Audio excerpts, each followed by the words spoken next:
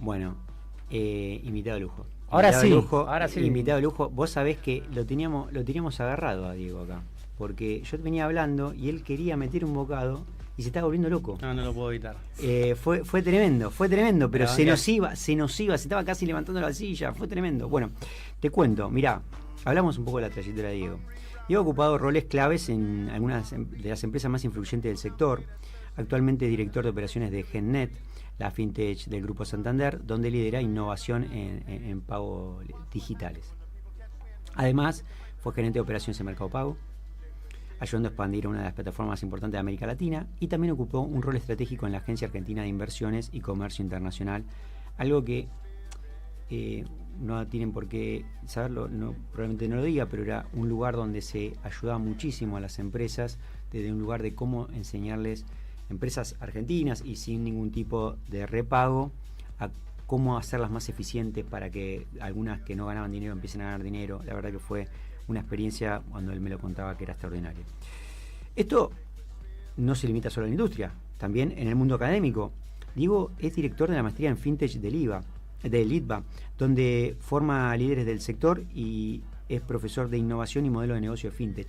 Esto es muy particular, yo ahora le voy a preguntar, porque esto es algo que no existía, la creó él, especialmente fue la primera, y esto me parece que es más que innovador.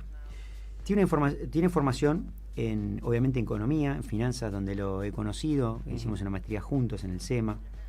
Tiene un MBA con reconocimiento cum laude, es decir, esto es cuando, digamos, uno es extraordinario como alumno. Es una máquina maravillosa porque combina conocimiento técnico, teórico y experiencia en el campo. Hoy va a estar acá para compartir su visión, no tanto de los negocios digitales, él le gusta mucho, pero sí para hablar de este ecosistema financiero, que a lo que nosotros definitivamente nos importa. ¿Por qué nos importa a nosotros esto? Bien, bienvenido, Diego. Gracias, Doc. Qué gran introducción, qué lindo compartir con vos, amigo, tu programa de radio. Gracias, Lucas, también por la invitación. Bienvenido, Diego. Estamos acá para acribillar de preguntas. Exactamente. Tenés acá, digamos, bueno, vos sabés que acá estoy al lado de un abogado litigante. Escúchame, te agarra en un jugado, te destroza. Me gusta más litigar que los fideos con tuco. Te destroza. Entonces tengo acá prácticamente un sagüeso.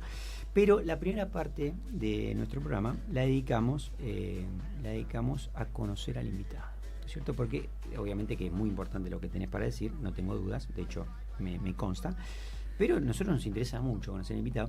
En la sección previa, el doctor tenía todo este sesgo jurídico y hablaba de esto como las generales de la ley, ¿no es cierto? Y en ese caso, nuestro amado operador era su señoría, ¿no es cierto? En las generales de la ley, la característica era ver si el testigo está en condiciones de declarar, ¿no es cierto? Yo lo cambié esto, le puse la versión financiera, entonces yo dije, lo voy a hacer más como un KYC, en todo caso va a estar el regulador ahí y el mercado quien nos va a evaluar. Es un ping-pong, 3, 4, 5, 6, 7 preguntitas. No, 8, 9, 10, 15. Y ahí ya te vamos a sacar un poco la chafi. Vamos a sacar la ficha. Muy técnico. Bueno, primero que nada, y esto es ping-pong, así que no me desarrollo. No te explayes. No me desarrollo. Pero lo primero que te voy a preguntar es un libro que te haya marcado. Ping-pong, ¿no? Bueno, me gustaban mucho los libros de Michael Lewis, no sé si los llegaste a leer, pero fueron los primeros que me marcaron cuando empecé a aprender de mercados. Player Poker, sí, The Big Short, que está la sí, película. Sí, por supuesto. Me leí Flash Boys, toda esa saga me encantaba porque iban al detalle de todo lo que pasaba en el mundo financiero, ¿no? Esta es más difícil, una canción que te represente, que te guste. Siempre porque se escuchaba mucho en mi casa, se escuchaba mucho Queen. Bien, bien. Rapsodia Bohemia es uno de esos temas tremendo, que tengo tremendo. Mi viejo debe estar contento. Como de cabecera. Excelente. Película favorita. El Caballero de la Noche. Está tirando bombas. No, es una cosa de loco, Un viaje que te haya cambiado la perspectiva. Cuando me fui a Londres a muy estudiar, british el señor, me gusta, Sí, me Diego Richmond. Me encanta. Sí, me encanta. Cuando me fui a Londres a estudiar, me cambió la cabeza, me abrió la cabeza. Fue la primera vez que fui a Europa y fuiste donde había que ir. Y fui a donde había que ir, fui a vivir. unos meses y te cambia un poco la perspectiva, ¿no? De lo que está en Argentina, vivir una cosa distinta, estar con gente de distintos países, compartir experiencias y culturas distintas, eso te abre mucho la cabeza. ¿Qué te gustaría aprender que todavía no te animaste? ¿No te animaste? Te metió un poco de presión, ¿viste? No, te podría haber dicho la misma pregunta. ¿Qué te falta aprender? Me encantaría saber jugar bien al golf. Estamos luchando con eso. Están ahí, mirá. Los dos. Un saludo enorme a José Luis Locina. Lo amamos. ¿Jugás? Aprendo. Estoy aprendiendo. Lo intentás. Lo intento, sí. Ahí justo el profe le pone garra y nos está sacando. ¿Comparten coach? Sí, arrancamos juntos. Sí, ahí. Es más, yo arranqué porque él siempre decía, tenemos que ir. Y ¿dónde juegan? No, en el driving. ¿En el Salguero? Acá en Salguero. Voló y ahora van a... Parque Norte. Al de Parque Norte, porque el Salguero se desapareció y quedaron todos ahí amullados. Parque Norte. Y ahí estamos ahí en Parque Norte, sí.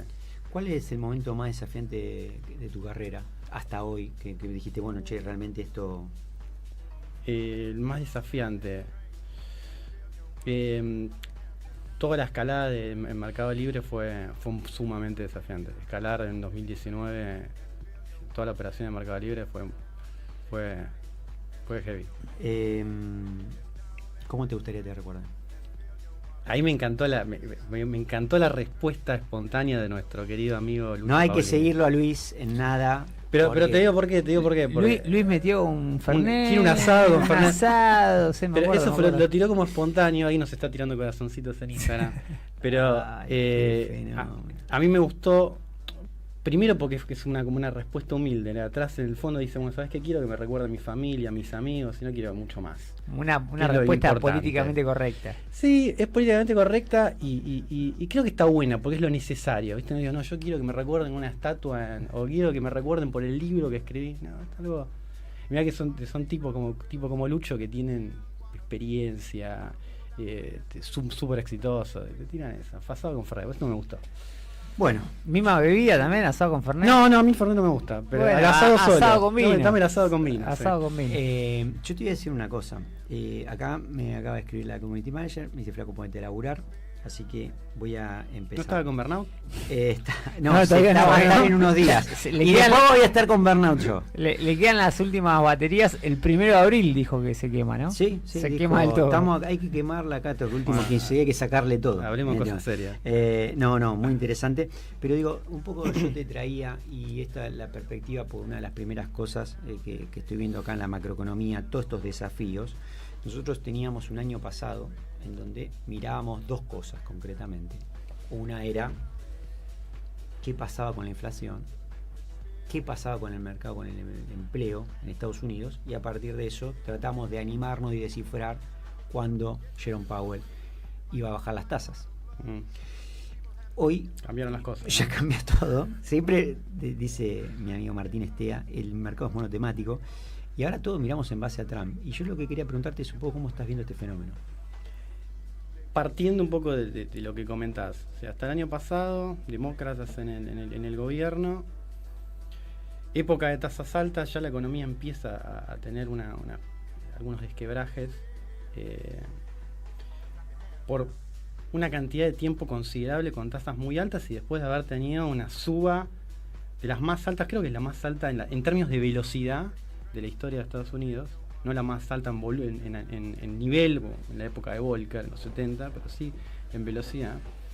Y la Fed se empezaba a plantear este tema de empezar a bajar las tasas, ¿no?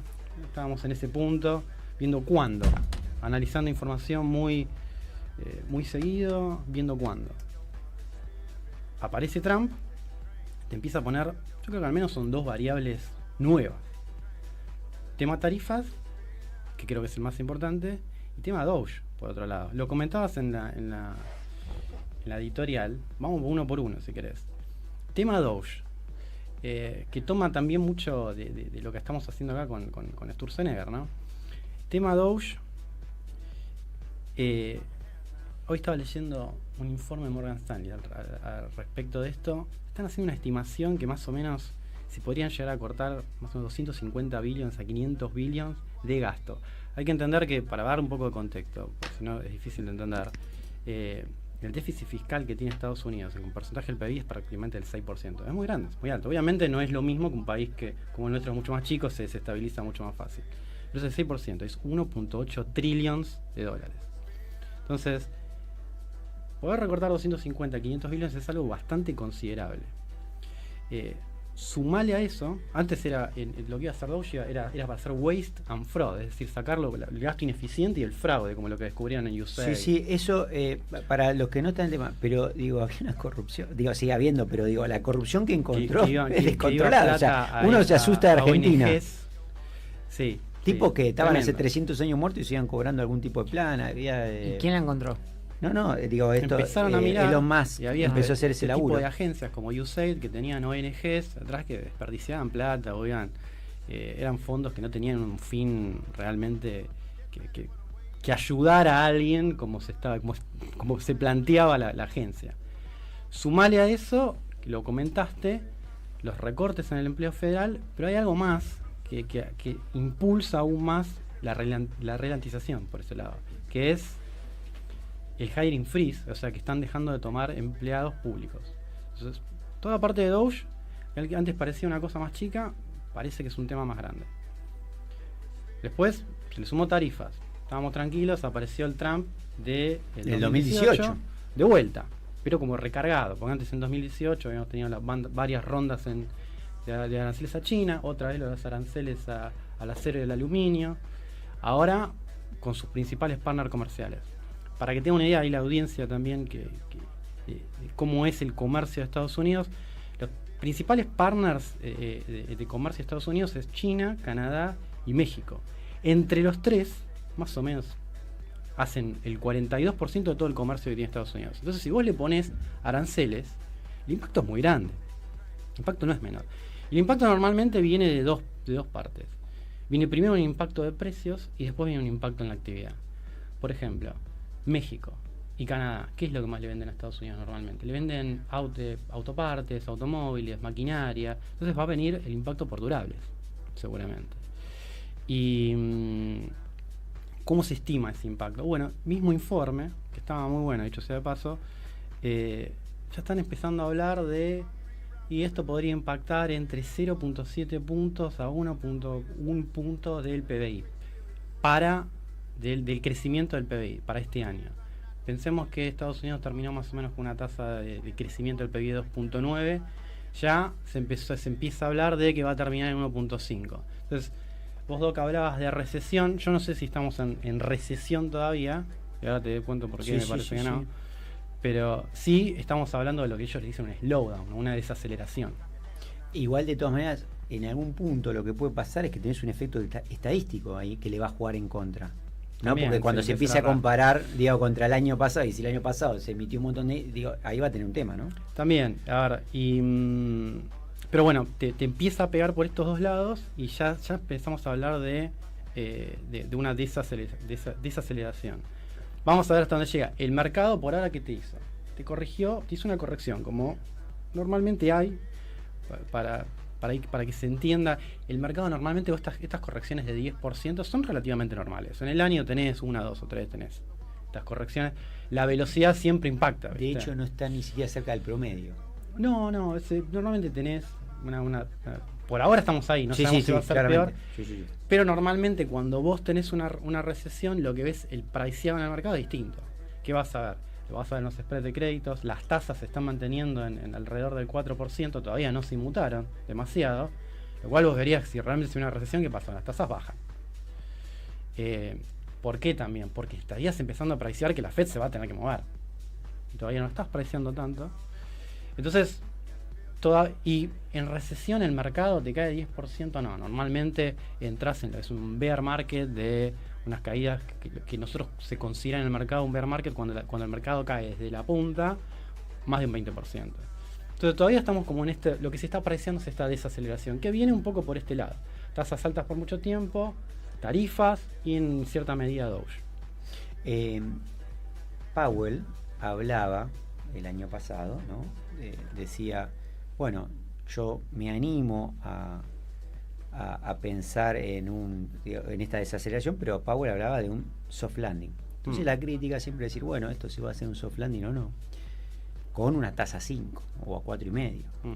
Finalmente, digamos, Powell terminó, o el año pasado, por lo menos hasta el año pasado, terminó con un mercado de empleo más que razonable, digo, casi pleno empleo. El mercado creció, ¿no es cierto? Acá, digo, los mandatos de la Fed, que en algún momento era la inflación, hoy tiene ese mandato dual a partir de unos años para acá, de inflación más empleo. ¿Cómo ves la Reserva Federal actuando a partir de todo esto que Trump cambió un poco la agenda, bueno, o mucho la agenda? Ahí está el punto.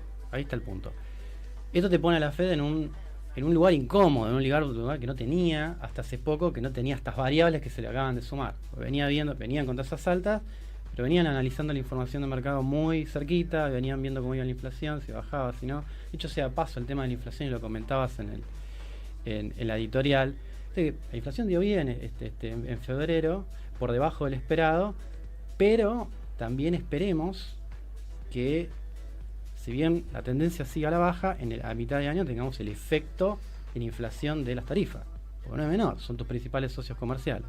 ¿Y qué es lo que hace qué es lo que pasa cuando vos pones tarifas? Que capaz es lo uno, después dice, ¿qué está haciendo Trump? No se entiende, lo que también lo comentabas. El importador va a salir a pagar, con la tarifa, paga, el Estado se lleva esa parte del arancel, el importador se va a dar vuelta y ¿qué va a hacer? Lo va a pasar a precio. Totalmente. Entonces, ese efecto en el PCE, que es lo que mide, lo que está mirando la Fed como proxy de la inflación, lo vas a sentir. Claro, el PCE se diferencia ligeramente del CPI, que es el de inflación, porque esto mide más que nada el gasto de la familia.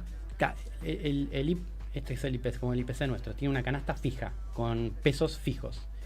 El PCE es más similar a nuestro deflactor, ¿viste? Toma todo el consumo de la economía en el peso que tengan, se van modificando todos los meses.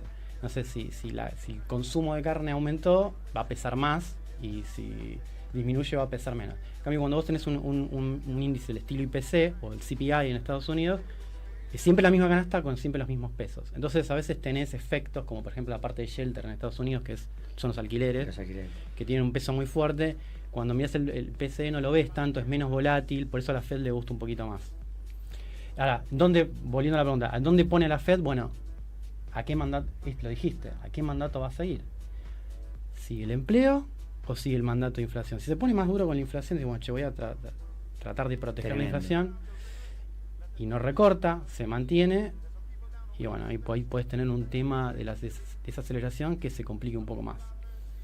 Bueno, no sé qué va a pasar, lo más probable es que termine recortando un poco más de lo esperado y afloje un poco con la inflación, pero no deje el mandato de empleo de lado.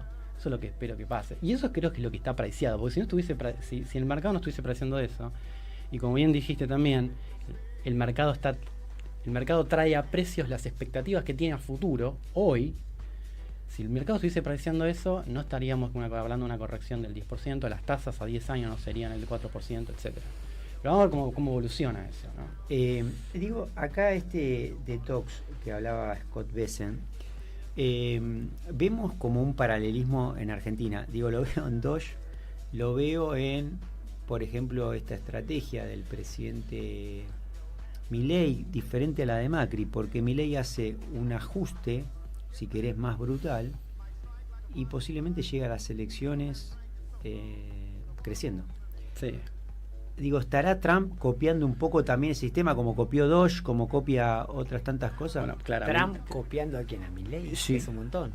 Sí. Suena un montón, suena descabellado, pero no sé qué tan descabellado es. O sea, que algo de inspiración tienen que haber tomado. Lo de la motosierra es tremendo. El tipo anda con la motosierra. Elon Musk con la motosierra. Porque un poco la idea es esa, ¿no? Es esto que comentabas también de hacer en la editorial del crowding, o sea, que el sector privado es el que tome más peso y salga el gasto más bobo del Estado. recortando, asumiendo la pérdida que comentabas al principio de el dolor que te implica hacer el recorte al principio para después ese sector privado más preponderante que te... La diferencia que veo entre Estados Unidos y Argentina es que Estados Unidos venía de un gobierno relativamente estable. No se puede ni comparar, sí, o sea, bueno, en términos de economías no se puede... Capaz de inspiración. Por eso un personaje como Milei no solo tiene un triunfo electoral, sino que se le da cierto voto de confianza a mediano o largo plazo, porque nuestro país estaba incendiado. Sí, lo que pasa es está buenísimo el tema, porque yo lo que noto es que, porque vos ves muchos indicadores de la economía de Biden buenos, ¿sí? Pero hay uno que nosotros lo vemos no tan malo, pero parece que se siente allá mucho, que es la inflación, ¿no es cierto? Vos allá tenías ese recelo de la inflación, porque después en líneas generales vos... O sea, Biden podría decir, mira, no creo que esta vez perdí solo por la economía. No, el mandato de inflación en Estados Unidos es 2%. Si te está dando 2,8 como es ahora, hay que seguir bajando. Ese es el mandato. Argentina es otro monstruo completamente distinto. Nosotros terminamos en diciembre prácticamente con 25 por 20% de inflación. En enero tuvimos 23, no me acuerdo ya, pero era 23, 25, estábamos por ese valor. Por mes. Una verdadera locura. Por mes, yéndonos hacia una hiperinflación con 4 puntos de déficit fiscal, con reservas netas negativas. Tomámonos, lo comparabas con Macri. Esta situación todavía era peor. Era peor. No te quedaba otra opción. En la época de Macri se probó el gradualismo, acá fuimos por shock. Con una persona que se lo bancó, hacer el shock, hacer todo el recorte del gasto furioso, con este objetivo después que la economía crezca, tenga su etapa de recesión, que fueron los 2 primeros, sí. Digo porque en eso Trump podría decir, che, pará, podemos hacer algo lo mismo, es decir, hacemos ahora un ajuste grueso, no vamos a lo gradual, y que el año que viene, que yo tengo que renovar legisladores, que tengo otra vez que enfrentar las urnas, ellos en ese sentido sí, igual me cuesta verlo en el tamaño de la economía estadounidense, es otra cosa. Totalmente. En nuestro caso no nos quedaba ninguna opción, era jugárnoslas a eso, y bueno, y viene saliendo, ¿no? A ver, en términos del crecimiento para este año, además de que la inflación ahora salió 2,4, la inflación de febrero, y sigue más o menos su senda, excepto por el tema de la carne, hubiese quedado más o menos en 1,8, si no. Febrero fue 2,4. En enero fue 2,2, creo. Sí. Porque la carne tiene un peso específico importante. Como hablamos recién, tiene un determinado peso, entonces en el índice. En el índice. Y justo él subió. Pero yo acá hay un tema que te quería traer, porque me gustaría mucho que nos expliques. Digo, porque cuando uno piensa en esta ecuación macroeconómica fundamental, se imagina el producto bruto de un lado y del otro lado el consumo, el gasto, la inversión y después, bueno, expo menos impo. Pero digo, ¿por qué esta economía de Biden o las anteriores ponían énfasis en el gasto? Estos quieren cambiar, es decir, no, yo quiero que acá sea el consumo y la inversión, es decir, el sector privado el que empuje. ¿Por qué esto debería tomarse como más saludable cuando yo más o menos en la ecuación lo veo como cosas que suman o que restan? Entonces, acá, digamos, bajo el gasto público, generaría una recesión o un freno en la economía, pero por el otro lado, el auspicio es, sí, yo voy a bajar por acá, pero lo otro va a subir. Sí. ¿Por qué esto de alguna manera vos lo ves más saludable, o por lo menos en largo plazo, o sostenible? Si lo ves. Sí, te digo... En el caso de Estados Unidos, o sea, tiene muchas más posibilidades de convivir con un déficit, porque tiene acceso al mercado, tiene la moneda principal que se utiliza para el comercio, entonces puede emitir con un poco más de margen de lo que lo podemos hacer nosotros. Es distinto. Por eso se pudieron convivir tanto tiempo con déficit. Está bien que lo quieras hacer ahora, lo puedes. En nuestro caso Argentina, no te queda, creo que es más relevante esto porque no te queda otra opción. Porque vos lo que estabas haciendo era ese gasto, ese déficit de 4% que viene desde años, lo estabas financiando. ¿Qué formas de financiar tenés? Impuestos, deuda, acceso al mercado no tenés, o imprimiendo billetes. Estás haciendo imprimiendo billetes, termina repercutiendo en la inflación. Entonces, lo primero que tenés que hacer en un proceso de estabilización es eliminar eso, porque si no, no podés eliminar la inflación. Entonces, en nuestro caso es obvio. Después es más difícil de ver qué va a pasar en el corto plazo. Si vas a tener una salida en B, si vas a tener una salida un poco más lenta y te vas a empantanar. Lo que se está viendo en este caso, y por eso parece que podría ser exitoso, es que la salida parecería que está siendo en forma de B. ¿Por qué? Estuve viendo un informe del Banco de Santander que nos mostraron hace poco en la reunión de macroeconomía. Hicieron algo muy piola, que es que te mostraron el EMAE, que es el indicador de que sigue la actividad económica mes a mes, porque después en el PBI sale trimestral, lo sale mes a mes, y hizo un piso en abril y empezó a crecer ahí de abril hasta acá, subió un 7% aproximadamente. Sí, lo que pasa muchas veces es que eso a nosotros nos cuesta verlo en la ciudad, porque en muchos de esos sectores que empezaron a crecer no son los que vemos acá, porque bueno, construcción no crece, al principio o no crecía, digo. Construcción no crece, comercio no crece, digo, todos esos que nosotros vemos acá en la ciudad habitualmente no se ve, pero capaz que en el campo vos decís, che, minería, campo, está creciendo, o mostrar al principio no. Pero hasta diciembre por lo menos, digamos, venía duro toda esa parte. Por eso, al principio no, pero ¿con qué lo compararon?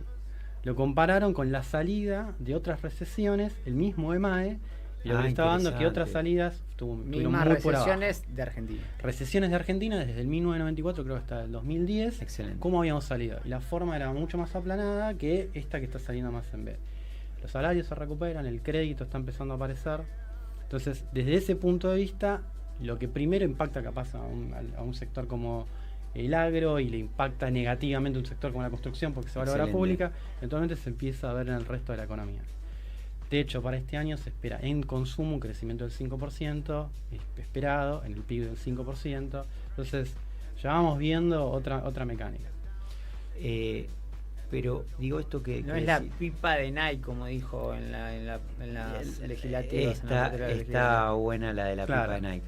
No es la pipa de Nike, sino sería una B corta. Parecería que es un crecimiento, una salida más rápida.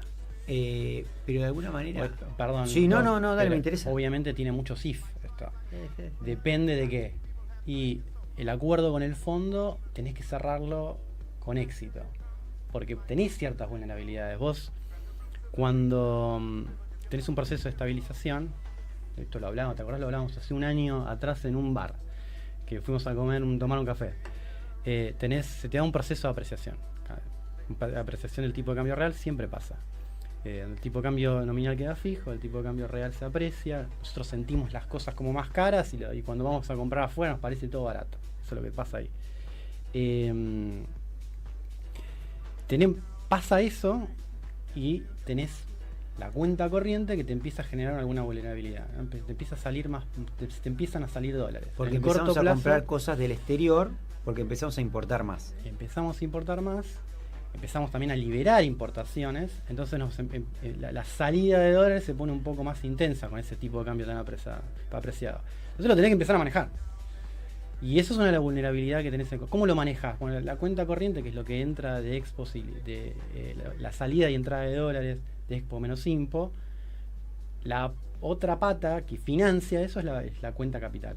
Las dos cosas forman la balanza de pagos y la diferencia entre una y otra es la variación de reserva del Banco Central. Si para financiar esa salida vos podés tener inversión extranjera directa, podés tener financiamiento de empresas en el exterior o financiamiento de entes externos, como puede ser el FMI. Con eso te permitiría manejarlo de corto plazo, bancar un tipo de cambio en el nivel que está, tener una salida del CEPO ordenada, porque también vas a poder recomponer las reservas con ese préstamo. Entonces hay un montón de cosas que decís, bueno, esto parece que va para allá, está lleno de if que tienen que salir también en el medio. Sí, digo, pero cuando Macri lo sacó, digo porque obviamente cuando Macri sacó el CEPO, lo sacó una semana, no lo sacó con el nivel de reservas negativas que tenía el central. No, pero también estaban súper bajos, ¿eh? Yo me acuerdo porque esta la vi, lo comentabas del lado de mi época de la agencia. Creo que estaban hoy menos están negativas, 3.500. en menos 11.000 y estaban en 3.000, 5.000. Salió muy bajo, muy arriesgado. Salió muy bajo, pero el problema fue el gradualismo y el problema fue no atarse estrictamente a ese gradualismo y decir, bueno, bueno, En algún momento el target de inflación iba a ser este, pero bueno, ahora vamos a abrir un poco las bandas. Fatídico diciembre de 2017. Terminamos de la mala manera. Entonces, digo, de alguna manera tenemos acá algunos desafíos, que además lo tiene de lo político, porque desde lo político estamos discutiendo si el acuerdo con el fondo tiene que pasar o no por el Congreso. Digo, eso me parece también como meterlos en los la parte política, porque digo, a diferencia del presidente Trump, que tiene mayoría en ambas cámaras, el presidente Milei tiene todo lo contrario, minorías. Y ahora, y además que acostumbra a tirotearse con los propios y con los ajenos, digo, con estos desafíos. Claro, esas son todas fuentes de incertidumbre que se te van a ir metiendo. Después, más adelante, va a ser obviamente la elección de medio término, que te van a todo este camino que uno espera y que parece tendencia, a ver qué termina pasando. Haciendo un paralelismo con el gobierno de Macri, la debacle comenzó con la pérdida de la elección de medio término. Ahí fue el primer disparada del dólar. Sí. Y el peor momento de todo fue este en diciembre, cuando se abandonaron se abandonó como la independencia del Banco Central. En esa reunión que estaban todos uno al lado del otro. Sí, me acuerdo. Sí, en diciembre del 2017. No me acuerdo porque lo estaba viendo. Estaban los cuatro. Exacto, esto es malo. Estaban los cuatro. Yo tengo una serie acá enorme de preguntas, pero la verdad que el tiempo es tirano, ¿no es cierto? El tiempo es tirano. Así que lo que quiero es agradecerte para hacer una pequeña síntesis de todas estas cosas maravillosas que nos dejaste acá. Así que agradecido un montón. Como habrás visto, se pasa volando desde acá. Igual se pasa volando porque te divertís. La verdad que la pasé bárbaro, y de vuelta, qué lindo compartir con vos tu programa. Fue maravilloso. Yo lo que me gustaría cerrar, digamos, acá, con todo esto que nos deja, digo, hoy fue un programa de macroeconomistas, ¿no? Porque, digamos, acá trajimos siempre los de finanzas. Nos gusta más hablar de mercados, de activos, de otras cosas. Hoy hablamos de algo quizás más genérico, pero no deja de ser cosas que nos tocan al día a día. Y me quedo con estas dos cosas, ¿no? Una de esta frase que pone Scott Bessent, ¿no? El detox económico. Si realmente hay un proceso alguno que no sea indoloro, parece que todo detox implica ajuste, implica ganadores y perdedores. Tenemos la del 90 como un ejemplo tal cual. Y la segunda es si el detox y ese dolor es pasajero o el problema de el inicio de un problema mucho mayor. Gracias.